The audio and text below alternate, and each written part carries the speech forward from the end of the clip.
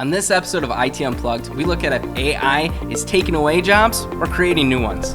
At M2 Technology, we're on a mission to make IT accessible to everyone. Join us on our journey to demystify the ever-evolving world of business technology. Are you ready to get unplugged? Welcome back to IT Unplugged. I'm Brandon. And I'm Mike. And there's a lot of jobs in technology, Mike. Today, we're going to take some time to look at maybe some of the most unique ones that are out there. So I'm going to give the title, a little bit of a salary range of what they do, and then we're just going to talk about them. Sounds good. All right. So the first one, I guess not that strange, but definitely new, is an AI prompt engineer. So that salary range is between $60,000 and $175,000 per year. So what do? They create, test, and refine text prompts for AI models to generate specific outputs. So they optimize AI responses for chatbots, content generation tools, and virtual assistants. So their work involves understanding language nuances, context, and AI behavior to craft prompts that yield the most accurate and useful results. Some of the skills that are needed is natural language processing, machine learning, and creative writing. And their projected growth, the AI software market is expected to exceed $126 billion by next year, 2025. Here's a little fun fact about it. Some AI prompt engineers have created prompts that generate entire short stories or even simple games within text-based AI environments. Have you ever heard of AI prompt engineers before? No, but I mean that's kind of like probably the equivalent for like Google, right? Or something like that for regular text searching. I think that I would want to add to the requirements list like a lot of honesty. Yeah. That seems like you could run into an issue with what AI supposedly would be prompting for you, but it's maybe an engineered response by a real human, and you're skewing based off of views of political or something. Yeah, that's like a big thing. I think there is a lot of responsibility that comes with it, and I think it depends on like the large language model that you're pulling from too. And you know, as somebody that worked with large language models and chatbots before, with the previous company I was with, we had a lot of AI engineers because that was the whole thing. Is we take a specific company, and the AI large language model engineers would look at like all their training manuals and their SOPs and different things like that, and they'd create a large language model for them. So then when somebody asked a question about their product or service, they gave an appropriate response. Much more tailored response. I didn't think about it in that application. That makes more sense. Yeah, well, it is. Rather than just the internet as a whole, right? Like, okay, we're starting with, cats today. We're gonna write all of it, right? You know what I mean? Yeah, like that's where my brain went, was like, holy cow, like, what? Yeah. But that makes way more sense. Well, there's like there's also another interesting. So like there's a couple AI job titles that like popped up on LinkedIn a couple years ago. I'll call it Wendy's because like Wendy's had one right away. Wendy's social media, just pause for a second. Oh, it's yeah. just like maybe not the greatest, but like the OG Wendy's social media accounts were just bonkers, just off the wall. Do you remember the rap album that they put out? Wendy's? No. Oh, you got to look this up on Spotify. Or Apple Music. I don't know if you're a Spotify guy. Yeah, we won't get into that. No, but so they released a rap album that takes shots at like Burger King and McDonald's and stuff like that. It's like a diss album. It is. It's a 100% a diss album, and it kind of goes hard. When I was a marketing teacher, I would play that for the students, and I'd be like, all right, how do we do creative marketing? And I'd play the music. I'm like, what do you guys think this is? And then they just sit there and be like 2 minutes in, and they're like, is this a song about hamburgers? It's like, yes, it is. Never frozen beef patties. And they're like just going hard. Square patties. Yeah. Oh yeah. The square patties. Yes.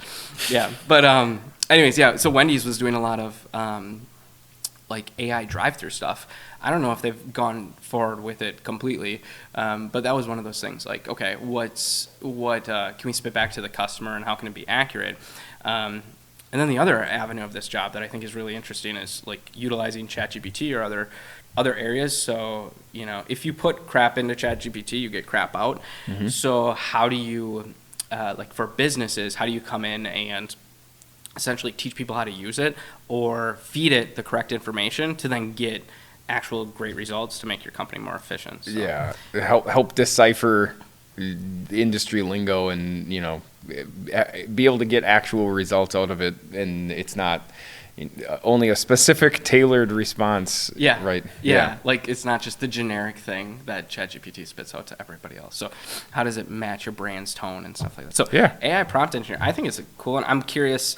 I think like on the back end, that job will be really, really important. On the front end, when it comes to like, I think people like get that. Hopefully you think that people get that skill set on how to use it on a consumer based level where I think it could be taken the wrong way, just like I did, right? I'm thinking more so just the internet as a whole, as opposed to a very specific tailored solution where it could benefit like one industry, or like Wendy's specifically. That's something that didn't necessarily exist at a large scale, 2, 3, 5, 10 years ago. Yeah, there's 100%. And there's also, sorry, I get on the AI stuff because just with the previous role, it was kind of fun. Pretty excited. Yeah. This is the most jacked you're ever going to see me. No. I'm just over here. Yeah. Well, the other thing is like making sure that your like, let's say your chatbot isn't giving you, or even like ChatGPT or anything else, isn't able to give out incriminating material or be socially engineered, different things like that as well. So putting those restrictions in. I will not say who the company was for, but we'll just say that their product was fire. Okay, we'll just say that. And people would ask, like that product's fire. Yeah, or no. Literal fire. Like literal fire. Okay, I don't right. want to say the company name or anything.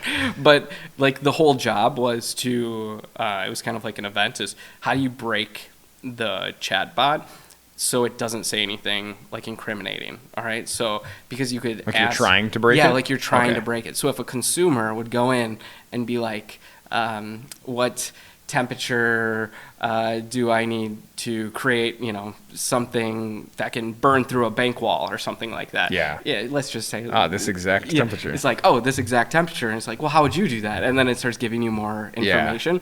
And then like screenshot it and put it on social media. And you're like, this company just told me how to break into a bank. It's like, that's not cool. So from a PR standpoint, there's a bunch of different things that are in there. But anyways, I could talk about that all day. Let's jump into the next one. Digital Afterlife Manager. All right, interesting one here. Salary range, $45,000 to $80,000 per year. What they do: manage the digital legacy of deceased individuals. This includes handling social media accounts, email, cloud storage, and other online assets. They work with families to determine what content should be preserved, deleted, or memorialized, and navigate the complex policies of various online platforms regarding deceased users. So what skills are needed? Digital asset management, data privacy laws, customer service, projected growth. The digital legacy management market is expected to reach $6.9 billion by 2026. Fun fact, in 2019, it was estimated that Facebook had over 30 million accounts belonging to deceased users. I believe, so we'll start backwards. I believe the Facebook statistic, or Meta statistic, like very, very much.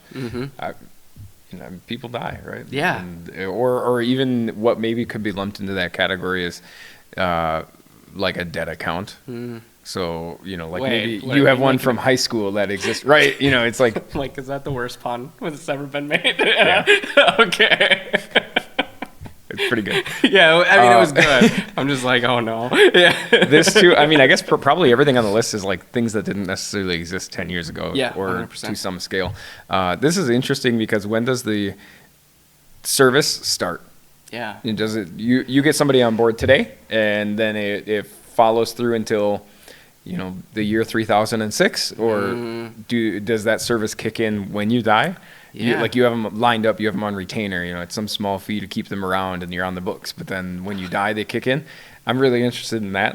Yeah. Also, I'm interested in who is, are there follow-up reports? Do they contact, your neighbor and they're like, hey, I'm a representative for Brandon. He's dead now. I'm on his Facebook. Heads up. Yeah. You're on next door. Like, no noise by me, guys. And they're like, Brandon's dead though. This is weird. And it's like Brandon, but then it's like in quotations, and it's like from the sky. Yeah, or something like that. So I feel like we're getting insensitive, but we're gonna go down this path.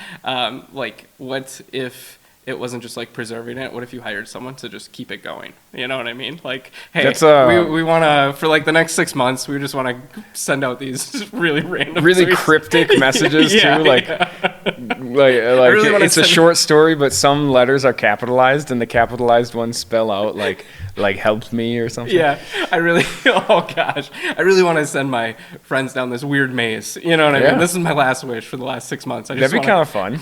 Yeah. Like that reminds me. So way side topic. That reminds me of the Park and Rec show, and Leslie's scavenger hunt for Ron, but it's a good scavenger hunt. Sure. Maybe something like that. So it's very strange, but then at the end, it's like, here's your awesome reward. Yeah. Also, I'm dead. Yeah, and here's my That's cool. my VHS you can put in and watch after. But anyways, that's a lot of pre-planning. I'd have to buy a VHS player. Yeah, on Amazon. yeah. Oh yeah, it's large item pickup in Green Bay, so you might be able to get one. Anyways, Digital Afterlife Manager, very interesting. I know we kind of joke like around it. about it. There is a lot of privacy stuff that's out there too. It's like, who owns that data then? Is it? Yeah. It's like if you didn't sign off for someone else to take it. I've heard about people that can't. Like if you can't access it, how do you get it actually off there? And do you have the right to take it off there? And like, where does it go to? Do you have to like put a like next person in line? I don't know. There's That's bunch a of good weird call. questions. Honestly, didn't think about it from that aspect. Just like property Yeah. or like possessions that are personal, do they become property of the state then? Yeah. Or is there like a legal battle to, although that your spouse would, assume that, is there a legal battle to make that happen because you didn't dictate so? What if? Oh wow. Okay. Now we're getting down to something else too, right? So like somebody passes away unexpectedly. They got a big house. They don't have a will. Who had that? What if you got like an Instagram account with 2 million followers and it's monetized? You know what I mean? Like And existing contracts for sponsorships. and- Oh, this is weird. Yeah. Yeah. I don't know. Would it be in the best interest then to masquerade as like Weekend at Bernie style, like you're alive so that you can keep getting paid out until like a tragic boat accident happens, and then then like, oh my gosh, he's dead. How many bad I don't things know. can we say that might get canceled in the first 10 minutes of this episode? Let's keep it going. keep her Let's going. Keep it going. All right, the next one is professional Fortnite coach. Salary range $20,000 to $100,000 a year. What they do: analyze players' gameplay, provide personalized strategies, and teach advanced techniques to improve performance in Fortnite. They often work one-on-one with clients, review game footage, and create custom training regimens. Some coaches specialize in preparing players for competitive tournaments. Skills needed: expert level Fortnite gameplay, teaching, strategy development. Projected growth: the global esports coaching market is expected to reach $1.37 billion by 2025. Fun fact: the youngest known professional Fortnite player, Joseph Dean, signed with a professional esports team at just 8 years old. Shout out to Joseph. Yeah. I 100% believe that this exists. Why would it not? Yep. You can get a tennis coach, you can get coaches for anything. So definitely, I don't participate in the video game sphere, so I can't have much of an input on this other than believing it exists. Sure. And good for them. Yeah. That's great. It's weird. Like even teaching high school, when I was leaving, they were starting esports teams in the school. I don't know. Like if I had the option between running gassers and football, if I went back to high school or like playing video games after school, I don't know which one I'm picking. That's a hard one to go with. But these kids are getting scholarships for these games. I mean, I don't know, if you look at it and you're like, all right, am I going to go D1, D2 for football? No. And how hard is that to do? Can I get a professional coach for Fortnite and maybe get an actual scholarship to college for playing video games? Yeah. It's a different world, man. Yeah. Different world. All right, let's move on to the next one. Chief Listening Officer. Salary range $80,000 to $200,000 per year. Yep. That's it. It's an easy one. I'm applying right now. For those that can't see, we're doing the ear thing here. What they do: monitor and analyze online conversations about brands across various platforms. They interpret social media trends, customer sentiment, and potential PR issues. CLOs, Chief Listening Officers, use this data to inform marketing strategies, improve customer service, and manage brand reputation. They often work closely with marketing, PR, and product development teams. So, skills needed: data analysis, social media expertise, and crisis management. Projected growth: The social media analytics market is projected to reach $15.6 billion by 2025. And fun fact, the role of Chief Listening Officer was first created by Kodak in 2010, which is Kodak still around? Definitely Kodak is still around. That kind of lines up with when, like, this is another thing, a side tangent here, when Lady Gaga was involved with Kodak. Okay, I don't know this. Educate me. What happened? We'll take this conversation offline. But And how do you know this? How do you remember this from 14 years ago? No. from a Kanye West call out. It's a pretty hilarious clip. Okay. We'll watch it later. This is great. Yeah. I see the importance in that, definitely. Yeah. If you have, kind of looping back full circle with our comment about you have millions of followers on social media for Sure. a brand or your personal brand, definitely having kind of like an audit system there Yeah. that isn't just yourself has merit to it. Yeah. Absolutely. Typically, I think that would be, if you're like a Kim Kardashian, right? Like maybe you don't have a CLO. Maybe it's someone on your media team. Yep. That, kind of is like the all-seeing eye of what you're going to post, just so then you at, 2 a.m. don't randomly post something that's a little riskier, right? Like, Sure. I see the merit for that. Yeah, absolutely. So I've worked with a marketing team for a large grocery company that was expanding in the U.S. And this was like, I don't know, maybe 8 years ago now.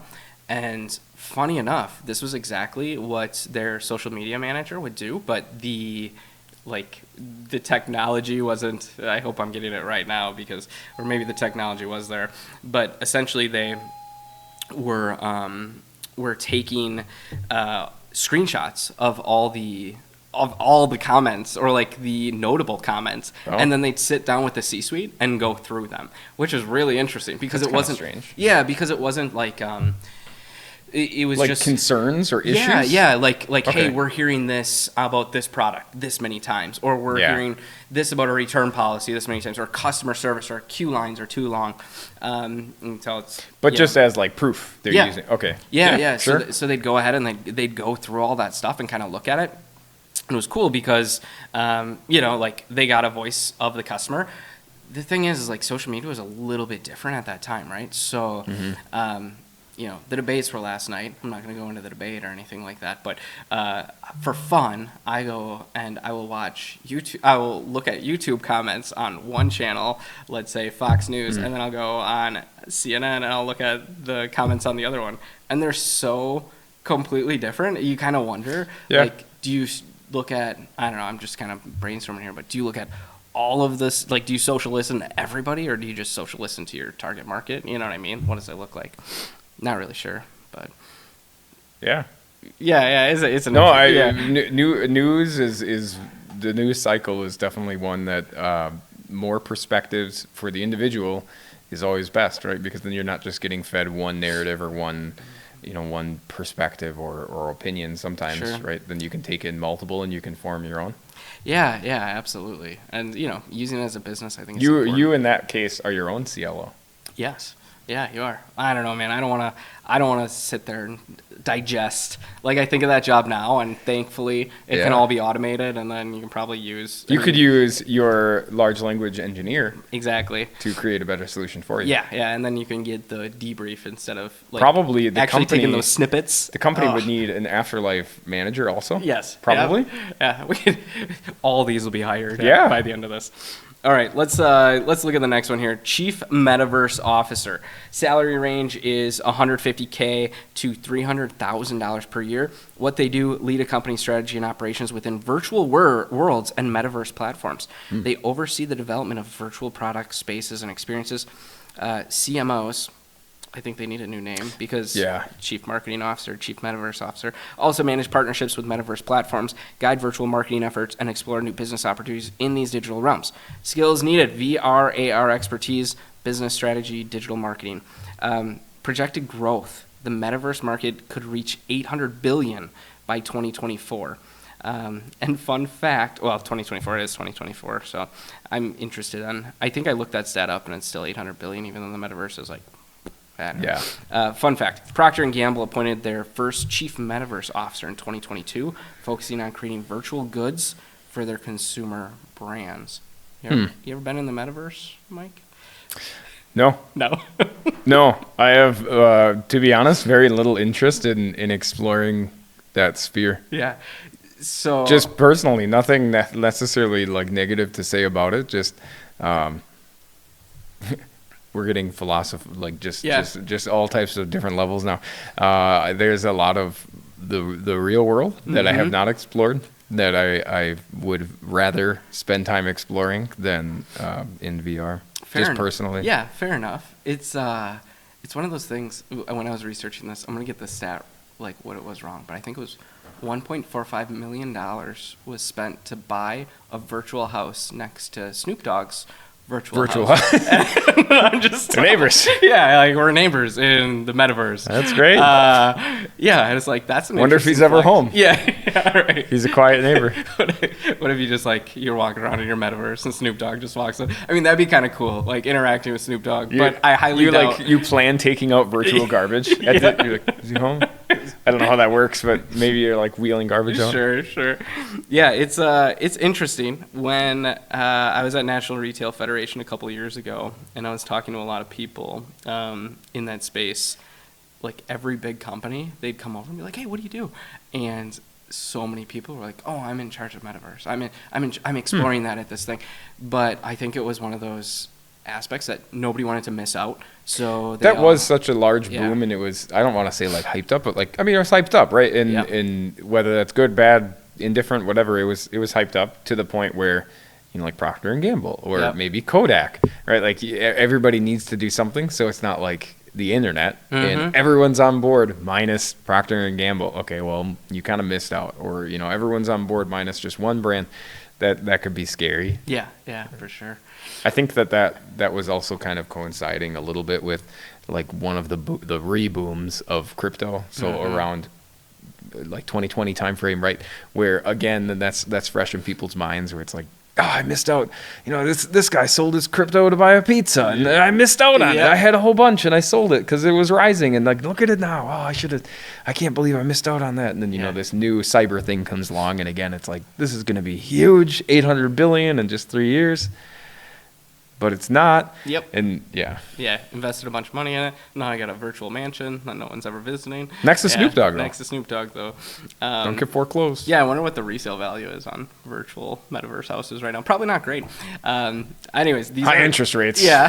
Jeez. What if you paid property tax for your virtual house? That'd be hilarious. Anyways, that's way too adult. There's a virtual IRS? Yeah. Oh my goodness. The HOA tells you got to like come in and trim your bushes. Like you must log on.